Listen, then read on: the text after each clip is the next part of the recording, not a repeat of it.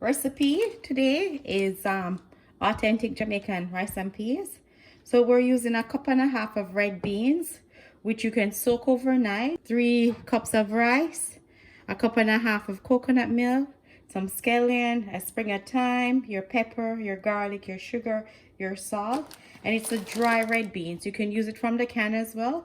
So what we're gonna do is wash these, put them in 3 cups of water, put your garlic in there and put it on the stove to boil for 45 minutes until soft.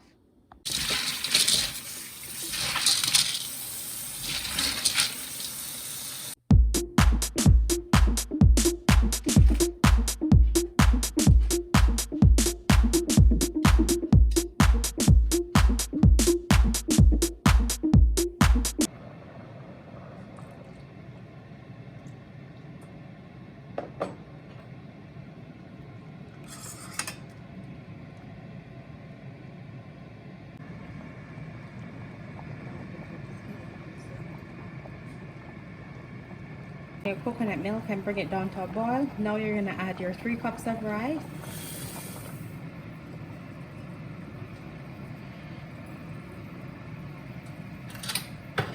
And you're just going to stir this in. Rice.